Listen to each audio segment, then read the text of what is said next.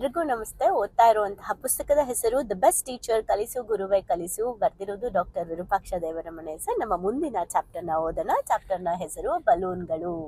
So balloon ಅಂದ ತಕ್ಷಣ ತುಂಬಾ ಕಥೆಗಳನ್ನ ನಾವು ಕೇಳಿದೀವಿ ಬಲೂನ್ ಬಗ್ಗೆ. ಈ ಕತೆ ನೀವು ಕೇಳಿರ್ಬೋದು, ಆದ್ರೆ ವಿಭಿನ್ನವಾಗಿ ಅರ್ಥ ಮಾಡ್ಕೊಳ್ಳೋಣ. ಅದೇನಂದ್ರೆ, ಒಂದು ಸ್ಕೂಲಲ್ಲಿ ಫುಲ್ ತುಂಬಾ ಗಲಾಟೆ ಮಾಡ್ತಾ ಇದ್ರಂತೆ ಕ್ಲಾಸಲ್ಲಿ. ಅವಾಗ ಗುರುಗಳು ಹೋಗ್ಬಿಟ್ಟು, ಟೀಚರ್ ಹೋಗ್ಬಿಟ್ಟು, ಯಾಕೆ ಇಷ್ಟೊಂದು ಗಲಾಟೆ ಮಾಡ್ತಾ ಇದ್ದೀರಾ ಅಂದಾಗ, ಸುಮ್ಮನೆ ಮಾಮೂಲಿ ಮಕ್ಕಳು ಗಲಾಟೆ ಮಾಡ್ತಾ ಇದ್ರಂತೆ. ಓಕೆ, ಈ ಒಂದು ಕ್ಲಾಸಲ್ಲಿ ಯಾರಿಗೆ ಲೀಡರ್ಶಿಪ್ ಕೊಡಬೇಕು ಅಂತ ಹೇಳಿ ಯೋಚನೆ ಮಾಡಿದಾಗ, ಯಾರು ಒಂದು ಟಾಸ್ಕ್ ಫಾಲೋ ಮಾಡ್ತೀರಾ ಅವ್ರನ್ನ ಲೀಡರ್ ಆಗಿ ಸೆಲೆಕ್ಟ್ ಮಾಡ್ತೀವಿ ಅಂತ ಹೇಳಿದ್ರಂತೆ.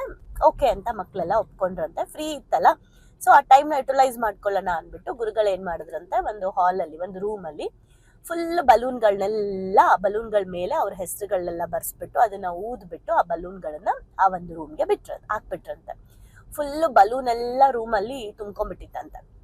ಸೊ ಬಲೂನ್ ಎಲ್ಲ ರೂಮಲ್ಲಿ ತುಂಬ್ಕೊಂಡ್ಬಿಟ್ಟಾಗ 1 2 3 ಸ್ಟಾರ್ಟ್ ಅಂತ ಹೇಳಿದ್ರಂತೆ. ಹೋಗ್ಬಿಟ್ಟು ನಿಮ್ ಬಲೂನ ಹುಡುಕ್ಬಿಟ್ಟು ಬರ್ಬೇಕು, ಯಾರು ಫಸ್ಟ್ ಬಲೂನ್ನ ಹುಡುಕ್ತೀರಾ ಅವರು ಗೆದ್ದಂಗೆ ಅಂತ. ಸೊ ಎಲ್ಲೆಲ್ಲೆಲ್ಲೋ ಬಲೂನ್ ಇತ್ತಂತೆ, ಹುಡುಕಿ ಸಾಕಾದ್ರಂತೆ. ಟೈಮ್ ಆಫ್ ಆಗ್ಬಿಡ್ತಂತೆ, ಅಂದ್ರೆ ಟೈಮರ್ ಇಟ್ಟಿದ್ರಲ್ಲ ಸ್ಟಾಪ್ ಆಗ್ಬಿಡ್ತಂತೆ. ಸೊ ಮುಗೀತು ಅಂತ ಹೇಳಿ ಟೀಚರ್ ವಾಪಸ್ ಕರೆದ್ರಂತೆ. ಕರೆದ್ಬಿಟ್ಟು ಆಮೇಲೆ ಮತ್ತೆ ಅವರು ಆಯ್ತು, ನಿಮ್ಗೆ ಯಾರಿಗೂ ಸಿಗ್ಲಿಲ್ಲ ಅಲ್ವಾ, ಹಾಗಿದ್ರೆ ಇನ್ನೊಂದು ಐಡಿಯಾ ಕೊಡ್ತೀನಿ.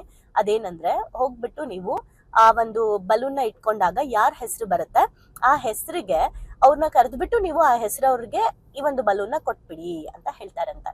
ಸೊ ರೆಡಿ 1 2 3 ಸ್ಟಾರ್ಟ್ ಅಂದಾಗ ಎಲ್ಲ ಹೋಗ್ತಾರಂತೆ. ಅವ್ರವ್ರಿಗೆ ಸಿಗೋ ಹೆಸರನ್ನೆಲ್ಲ ಕೂಗಿ ಕೊಟ್ಬಿಡ್ತಾರಂತೆ. ಸೊ ಇಡೀ ಒಂದು ಹಾಲ್ ಅಂದ್ರೆ ರೂಮಲ್ಲಿರೋ ಬಲೂನ್ ಎಲ್ಲ ಖಾಲಿ ಆಗ್ಬಿಡುತ್ತಂತೆ. ಸೊ ಇವಾಗ ಯಾರಿಗೆ ಫಸ್ಟ್ ಸಿಕ್ಕಿದೆ ಅವ್ರು ಲೀಡರ್ ಆಗ್ಬೇಕು, ಇದು ಒಂದು. ಆ ಬಲೂನ್ ಎಲ್ಲ ಖಾಲಿ ಆಗಿದೆ ಇವಾಗ ಅಲ್ವಾ. ಸೊ ಇದರಿಂದ ಅವರು ಟೀಚರ್ ಮಕ್ಕಳನ್ನೆಲ್ಲ ನಿಲ್ಲಿಸ್ಬಿಟ್ಟು ಒಂದು ಮೆಸೇಜ್ ಕೊಟ್ರಂತೆ ಅಲ್ವಾ. ಇದೇ ಬಲೂನ್ ಕತೆ ನಾವು ಬೇರೆ ತರ ಕೇಳಿದ್ವಿ ಅಲ್ವಾ. ಸೊ ಅವ್ರು ಏನು ಅವರು ಹೇಳಿದ್ರು, ಈ ಒಂದು ಏನು ಬಲೂನ್ ಇದ್ರಲ್ಲಿ ಏನ್ ಹೇಳಿದ್ರು ಅವರು ಅಂದ್ರೆ, ಮಕ್ಕಳೇ, ನಿಮ್ಮ ಕೈಯಲ್ಲಿರುವ ಬಲೂನು ನಿಮ್ಮ ಬದುಕಿನ ಸಂತಸದಂತೆ, ಖುಷಿ ಇದ್ದಂಗೆ. ನೀವು ಸದಾ ನಿಮ್ಮ ಸಂತೋಷದ ಹುಡುಕಾಟದಲ್ಲಿದ್ದರೆ ಅದು ದೂರ ಹೋದಂತೆ ಕಾಣುತ್ತದೆ. ಆದರೆ ನೀವು ಇತರರ ಸಂತೋಷದಲ್ಲಿ ನಿಮ್ಮ ಸಂತೋಷ ಕಂಡುಕೊಳ್ಳಲು ಆರಂಭಿಸಿದರೆ ನೀವು ಪ್ರತಿದಿನ ಸಂತೋಷವಾಗಿರುತ್ತೀರಿ. ಬದುಕಿನಲ್ಲಿ ನಮ್ಮದೇ ಹೆಸರು, ಕೀರ್ತಿ, ಗಳಿಕೆ ಹಿಂದೆ ನಮ್ಮದೇ ಹೆಸರು, ಕೀರ್ತಿ, ಗಳಿಕೆಯ ಹಿಂದೆ ಬೀಳುವುದಕ್ಕಿಂತ ಎಲ್ಲರ ಪ್ರಗತಿಯ ಕುರಿತು ಯೋಚಿಸುವಂತರಾಗಬೇಕು. ಆಗ ತಂತಾನೆ ಹಣ, ಕೀರ್ತಿ, ಸಂಪತ್ತು ನಮ್ಮನ್ನ ಹುಡುಕಿಕೊಂಡು ಬರುತ್ತೆ. ಪ್ರೀತಿ, ಪ್ರೇಮ, ವಿಶ್ವಾಸ, ನಂಬಿಕೆ, ಗೌರವವನ್ನು ನಾವು ಇತರರಿಗೆ ನೀಡದೆ ವಿಷಯಗಳು ಎಂದೂ ಪ್ರೀತಿ, ಪ್ರೇಮ, ವಿಶ್ವಾಸ, ನಂಬಿಕೆ, ಗೌರವವನ್ನು ನಾವು ಇತರರಿಗೆ ನೀಡುವೆ ವಿಷಯಗಳು ಎಂದು ಪರಿಗಣಿಸಿದ್ದಾರೆ. ಅಂದ್ರೆ ಅವ್ರಿಗೆಲ್ಲರಿಗೂ ಇದನ್ನ ಕೊಡ್ಬೇಕು ಅನ್ನೋದನ್ನ ನಾವು ಪರಿಗಣಿಸಿದ್ರೆ ನಮ್ಮ ದೃಷ್ಟಿಯು ಸದಾ ಕೊಡೋದ್ರ ಮೇಲೆ ಇರುತ್ತೆ, ಜೊತೆಗೆ ಮರಳಿ ನಮ್ಮ ಬಳಿಗೂ ಬರುತ್ತೆ. ಸೊ ಹಾಗಾಗಿ ಸಾಧ್ಯವಾದಷ್ಟು ಬದುಕಿನಲ್ಲಿ ಇತರರ ಸಂತಸದ ಬಲೂನ್ಗಳನ್ನ ಹುಡುಕಿ ಕೊಡಿ. ನೀವು ಸಂತಸದಿಂದಿರಿ. ನೀವು ಬೇರೆಯವ್ರಿಗೆ ಒಳ್ಳೆ ಖುಷಿ ಕೊಡುವಂತಹ ಬಲೂನ್, ಅಂದ್ರೆ ಅವರ ಬರೀ ನಮ್ದೇ ಕೀರ್ತಿ, ನಮ್ದೇ ಸ್ವಾರ್ಥದಲ್ಲಿ ಹೋಗೋದಕ್ಕಿಂತ ಸ್ವಲ್ಪ ಇನ್ನೊಬ್ಬರ ಖುಷಿಯನ್ನ ನೀವು ಗಮನದಲ್ಲಿ ಇಟ್ಕೊಳ್ಳಿ. ಸೊ ಅವಾಗ ನಿಮ್ಗೆ ಖುಷಿ ಸಿಗುತ್ತೆ ಅಂತ ಹೇಳಿದ್ರಂತೆ. ಇಲ್ಲಿ ತರಗತಿಯಲ್ಲಿ ಎಲೆಕ್ಷನ್ಗೆ ಹೆಚ್ಚು ಹೆಸರುಗಳನ್ನ ಸೂಚಿಸಿದ್ದರ ಪರಿಣಾಮ ಪ್ರಾರಂಭವಾದ ಗಲಾಟೆ, ಅಂದ್ರೆ ಯಾರು ಲೀಡರ್ ಆಗ್ಬೇಕು ಅಂತ ತುಂಬಾ ಜನ ಹೆಸರು ಕೊಟ್ಟಿದ್ದಕ್ಕೆ ಆಗಿದ್ ಗಲಾಟೆ, ಆ ವಿಚಾರವನ್ನ ಪ್ರಸ್ತಾಪಿಸದೆ ಪ್ರಿನ್ಸಿಪಾಲರು ಬದುಕಿನ ಅದ್ಭುತ ಪಾಠವನ್ನ ಕಲಿಸಿದ್ದು ಇಲ್ಲಿ ಎಲ್ರಿಗೂ ಕೂಡ ಆಶ್ಚರ್ಯ ಆಯ್ತಂತ. ಒಂದು ಫ್ರೀ ಪೀರಿಯಡ್ ಅನ್ನು ಇಷ್ಟೊಂದು ಚೆನ್ನಾಗಿ ನಿಭಾಯಿಸಬಹುದಾ ಎಂದು ಯೋಚಿಸಿ ಅವನಿಗೆ ಪ್ರಿನ್ಸಿಪಾಲರ ಮೇಲೆ, ಅಂದ್ರೆ ಮಕ್ಕಳಿಗೆ ಪ್ರಿನ್ಸಿಪಾಲರ ಮೇಲೆ ಮತ್ತಷ್ಟು ಗೌರವ ಹೆಚ್ಚಾಯ್ತಂತೆ. ಶಿಕ್ಷಣವೆನ್ನೋದು ಅನುಕೂಲದಲ್ಲಿದ್ದಾಗ ಆಭರಣ, ಪ್ರತಿಕೂಲದಲ್ಲಿದ್ದಾಗ ಆಶ್ರಯ. ಎಷ್ಟು ಚೆನ್ನಾಗಿದೆ ನೋಡಿ. ಶಿಕ್ಷಣ ಅನ್ನೋದು ಅನುಕೂಲದಲ್ಲಿದ್ದಾಗ ನಮ್ಗೆ ಒಡವೆ ತರ ವರ್ಕ್ ಮಾಡಿದ್ರೆ, ನಮ್ಗೆ ಲೈಫಲ್ಲಿ ಕಷ್ಟ ಅಂತ ಇದ್ದಾಗ ನಮ್ಗೆ ಅದೇ ಆಶ್ರಯ ಕೊಡುತ್ತೆ ಅಂತ. ಸೊ ಅಂದ್ರೆ ಇಲ್ಲಿ ಅವ್ರು ಏನ್ ಅರ್ಥ ಮಾಡಿಸಿದ್ರು ಅಂದ್ರೆ, ಲೀಡರ್ ಅಂತ ಎಲ್ಲರೂ ಹೊಡೆದಾಡ್ತಾ ಇದ್ದೀರಲ್ಲ, ಇನ್ನೊಬ್ಬರ ಖುಷಿಗೆ, ಇನ್ನೊಬ್ಬರ ಸಂತೋಷ, ಇನ್ನೊಬ್ಬರಿಗೆ ಒಳ್ಳೇದನ್ನ ಬಯಸೋನೇ ನಿಜವಾದ ನಾಯಕ.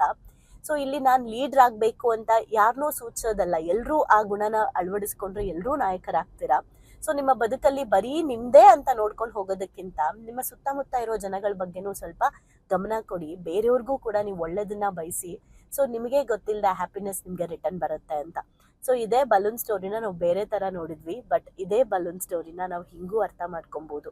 ಸೊ ಒಟ್ನಲ್ಲಿ ನಾವು ಅರ್ಥ ಮಾಡ್ಕೊಬೇಕಾಗಿರೋದು, ಆ ರೂಮ್ ಒಳಗಡೆ ಬಲೂನ್ಗಳು ಎಷ್ಟೊಂದಿದ್ದಾಗ ಆ ಹೆಸರು ಕರೆದು ಮಕ್ಕಳುಗಳದನ್ನ ಕೊಟ್ಟಾಗ ಎಷ್ಟೆಲ್ಲ ಬೇಗ ಖಾಲಿ ಆಯ್ತು ಅಂದ್ರೆ ಒಬ್ರಿಗೆ ಸ್ಪಂದಿಸೋದ್ರಿಂದ ಎಲ್ಲ ಖಾಲಿ ಆಯ್ತು. ಹಾಗೇನೆ ನಂಗೆ ನೆನಪದೆ ನಮ್ಮ ಸ್ಕೂಲಲ್ಲಿ ಲೀಡರ್ ಮಾಡಿದಾಗ, ನಾನು ಕ್ಲಾಸ್ ಲೀಡರ್ ಆದಾಗ ಒಂದ್ಸಲ ಎಲ್ರಿಗೂ ಒಂದು ಮಾತು ಹೇಳಿದ್ದೆ. ಏನ್ ಗೊತ್ತಾ, ಮೇಜರ್ ಆಗಿ ನಾನು ಹೇಳಿದ್ದು, ನಾನು ಇಲ್ಲಿ ಲೀಡರ್, ಬಟ್ ನೀವೆಲ್ಲರೂ ಲೀಡರ್. ಯಾಕಂದ್ರೆ ಎಲ್ರೂ ಕೂಡ ಇಲ್ಲಿರೋ ಪ್ರತಿಯೊಬ್ಬರೂ ಕೂಡ ಎಲ್ಲರೂ ನಾವೆಲ್ಲ ಜೊತೆ ಆದ್ರೇನೆ. ನಾನ್ ಸೈಲೆಂಟ್ ಆಗಿದ್ರೆ, ನಾನು ಹೋಮ್ವರ್ಕ್ ಮಾಡ್ಕೊಂಡ್ರೆ, ನಾನ್ ಚೆನ್ನಾಗಿ ಓದಿದ್ರೆ, ನಾನ್ ಡಿಸಿಪ್ಲಿನ್ ಆಗಿ ಏನೇನು ಸ್ಕೂಲ್ ಯೂನಿಫಾರ್ಮ್ ಕರೆಕ್ಟ್ ಆಗಿ ಹಾಕೊಂಡ್ ಬಂದ್ರೆ ನಾನ್ ಚೆನ್ನಾಗಿರ್ತೀನಿ. ಸೊ ನಾವ್ ಲೀಡರ್ ಆಗ್ಬೇಕು, ನೀವೆಲ್ಲರೂ ಲೀಡರೇ. ಸೊ ನಿಮ್ಗೇನಾದ್ರೂ ಸ್ವಲ್ಪ ಮಾಡಕ್ ಆಗ್ತಿಲ್ಲ ಅಥವಾ ಏನಾದ್ರೂ ಇದ್ರೆ ಆಸ್ ಎ ಲೀಡರ್ ಆಗಿ ನಾನು ಸಪೋರ್ಟ್ ಮಾಡ್ತೀನಿ, ಬಟ್ ನನ್ನ ಪ್ರಕಾರ ನಾವೆಲ್ಲ ಲೀಡರ್ ಅಂತ ಹೇಳಿದ್ದೆ. ಸೊ ನಾವೆಲ್ಲರೂ ಲೀಡರ್ ಆಗ್ಬೇಕು. ಸೊ ನಮ್ಮ ಕ್ಲಾಸಲ್ಲಿ ನಾವೆಲ್ಲರೂ ಲೀಡರ್ ಆದ್ರೆ, ನಮ್ಮ ಬದುಕಿನಲ್ಲಿ, ನಮ್ಮ ಮನೆಗಳಲ್ಲಿ ನಾವೆಲ್ಲರೂ ಲೀಡರ್ ಆದ್ರೆ, ನಾವೆಲ್ಲರೂ ನಮ್ಮ ಜವಾಬ್ದಾರಿಗಳನ್ನ ಸರಿಯಾಗಿ ತಗೊಳ್ತೀವಿ. ನಾವೆಲ್ಲರೂ ನಮ್ಮ ಜವಾಬ್ದಾರಿಗಳನ್ನ ಸರಿಯಾಗಿ ತಗೊಂಡ್ರೆ ನಮಗೆ ಇನ್ನೊಬ್ರು ಜವಾಬ್ದಾರಿ ತಗೋಬೇಕಾಗಿಲ್ಲ ಅಲ್ವಾ? ಸೊ ಹಾಗಿದ್ರೆ ನಾಯಕರು ಯಾರು? ನಾವೇ. ನಾವೇ ನಾಯಕರಾಗಬೇಕು, ನಮ್ಮ ಬದುಕಿಗೆ ನಾವೇ ನಾಯಕರಾಗಬೇಕು. ಆವಾಗ ಜವಾಬ್ದಾರಿ, ಕರ್ತವ್ಯ ಎಲ್ಲವನ್ನು ನಾವು ನಿಭಾಯಿಸ್ತೀವಿ. ಸೊ ಬೇರೆಯವ್ರಿಗೆ ಬಲೂನ್ ಕೊಡೋದು ಅಂದ್ರೆ ಪ್ರೀತಿ ವಿಶ್ವಾಸವನ್ನ ಬೇರೆಯವ್ರಿಗೆ ಕೊಡೋದನ್ನ ನಾವು ಕಲ್ತ್ಕೊಂಡ್ರೆ, ಸಂತಸವನ್ನ ಇನ್ನೊಬ್ರಿಗೆ ಕೊಟ್ರೆ ನಮಗೂ ಸಂತಸ ರಿಟರ್ನ್ ಬರುತ್ತೆ. Thank you. ಭಾವನೆಗಳು ಬಂದು ಶಾಲೆಗೆ ಬಂದು ತುಂಬಾ ಖುಷಿ ಆಯ್ತು. ಲೈಫಲ್ಲಿ ತುಂಬಾ ಅಂದ್ರೆ ತುಂಬಾ ಕ್ಲಾರಿಟಿ ಬಂದಿದೆ. ತುಂಬಾನೇ ಬದಲಾವಣೆ ಆಗಿದೆ. ನಂಗೆ ತುಂಬಾ ಖುಷಿ ಇದೆ ನಾನು ಇಲ್ಲಿಗೆ ಬಂದಿರೋದು. ನನಗೆ ತುಂಬಾ ಖುಷಿ ಆಗ್ತದೆ. ಪ್ರತಿಯೊಂದಕ್ಕೂ ಸ್ಫೂರ್ತಿ ಸಿಕ್ಕಿದೆ, ನೆಮ್ಮದಿ ಸಿಕ್ಕಿದೆ. ಒನ್ ವರ್ಡ್ ಅಲ್ಲಿ ಹೇಳ್ಬೇಕಂದ್ರೆ ಇಟ್ ಈಸ್ ಅಲ್ಟಿಮೇಟ್. ಲೈಫ್ ತುಂಬ ಕಾಂಪ್ಲಿಕೇಟ್ ಅಂದ್ಕೊಂಡಿದ್ದೆ, ಬಟ್ ಈ ಕ್ಲಾಸಿಗೆ ಸೇರಿದ ಮೇಲೆ ತುಂಬ ಈಸಿಯಾಗಿ ಅರ್ಥಪೂರ್ಣವಾಗಿ ಹೇಗೆ ಜೀವಿಸ್ಬೇಕು ಅನ್ನೋದು ಗೊತ್ತಾಯ್ತು. ಆಕ್ಚುಲ್ ಆಗಿ ನಂಗೆ ತುಂಬಾ ಖುಷಿ ಇದೆ ನಾನು ಇಲ್ಲಿಗೆ ಬಂದಿರೋದು. ಈ ಒಂದು ವರ್ಕ್ಶಾಪ್ ಬಂದಿರೋ ಉದ್ದೇಶ ಅಂದರೆ ತಾರಾ ಮೇಡಮು ಏನೇ ಕೊಟ್ಟರು ಒಂದು ಅದ್ಭುತವಾಗಿ ಸ್ಪೆಷಲ್ ಆಗಿ ಕೊಡ್ತಾರೆ ಅನ್ನೋ ನಂಬಿಕೆ ಇದೆ. ಈ ಒಂದು ವರ್ಕ್ಶಾಪಲ್ಲಿ ಇನ್ನೂ ಅದ್ಭುತವಾಗಿ ಸಿಗ್ತದೆ ಅಂತ ನಂಬ್ಕೊಂಡು ಬಂದಿದ್ದೀನಿ. ಖಂಡಿತ ಆಗುತ್ತೆ. ಡೈಲಿ ಹೊಸ ಟಾಪಿಕ್ ನಾವು ಡೈಲಿ ವೇಟ್ ಮಾಡ್ತಾ ಇರ್ತೀವಿ, ಇವತ್ತೇನು ಹೇಳ್ಕೊಡ್ತಾರೆ, ನಾಳೆ ಏನು ಹೇಳ್ಕೊಡ್ತಾರೆ ಅಂತೇಳಿ. ನಾನು ಎಲ್ಲರಿಗೂ ಹೇಳೋದಷ್ಟೇ, ಅವ್ರು ಕೊಡೋ ಎಲ್ಲ ಟಾಸ್ಕ್ನು ಚೆನ್ನಾಗಿ ಫಾಲೋ ಅಪ್ ಮಾಡಿದರೆ ನಿಮ್ಮ ಜೀವನ ಇನ್ನೂ ತುಂಬ ಚೆನ್ನಾಗಿರುತ್ತೆ. ಎಜುಕೇಶನ್ ಬಂದ್ಮೇಲೆ ನನ್ನ ಲೈಫ್ ಸೇವ್ ಆಯ್ತು ಅಂತಾನೆ ಹೇಳ್ಬೋದು. ಸೊ ಬಹಳನೇ ಖುಷಿ ಇದೆ. ನಮ್ಮನ್ನ ನಾವು ಟ್ರಾನ್ಸ್ಫಾರ್ಮ್ ಮಾಡ್ಕೊಂಡು ಈ ಹ್ಯಾಬಿಟ್ಸ್ ಎಲ್ಲ ನಾವು ಇನ್ಸ್ಟಾಲ್ ಮಾಡ್ಕೊಂಡ್ರೆ ನಮ್ಮ ಲೈಫ್ ಖಂಡಿತವಾಗ್ಲೂ ಸಕ್ಸಸ್ಫುಲ್ ಆಗುತ್ತೆ ಅಂತ ಅಂದ್ಬಿಟ್ಟು. ಸೊ ನಿಮ್ಮ ಲೈಫ್ ಚೇಂಜಿಂಗ್ ಟ್ರಾನ್ಸ್ಫಾರ್ಮೇಶನ್ ಅಂತ ಅಂದ್ರೆ ಇದಕ್ಕೆ ಎಮೋಜಿಮ್ is the most and main ಕಾರಣ ಅಂತಾನೆ ಹೇಳ್ತೀನಿ. ಎಕ್ಸ್ಪ್ರೆಸ್ ಮಾಡ್ಬೇಕಂದ್ರೆ ಒಂದು ವರ್ಡ್ ಅದು ಭಾಳ ಚಿಕ್ಕದಾಗತ್ತೆ. ಅದು ಏನಂತಂದ್ರೆ ಥ್ಯಾಂಕ್ ಯು ಅನ್ನೋಂಥ ವರ್ಡ್ ಮಾತ್ರ ನಾನು ಎಕ್ಸ್ಪ್ರೆಸ್ ಮಾಡ್ಬೋದು. ಒಂದೊಂದು ಸ್ಟೆಪ್ಪಲ್ಲೂ ನಾವು ನಾನು ಚೇಂಜ್ ಆಗ್ತಿದ್ದೀನಿ ಅನ್ನೋದು ತುಂಬ ನನಗೆ ಅಳವಡಿಕೆ ಆಗ್ತಿದೆ. ಮತ್ತು ಎಲ್ಲ ಸ್ಕೂಲು ಕಾಲೇಜ್ಗಳಲ್ಲೂ ಇದೊಂದು ಸಬ್ಜೆಕ್ಟ್ ಅಂತ ಇಡಬೇಕು ಮಕ್ಕಳಿಗೆ. ಎಲ್ರಿಗೂ ಯೂಸ್ ಆಗುವಂಥ ಕ್ಲಾಸ್ ಇದು, ಯೂನಿಕ್ ಆಗಿದೆ.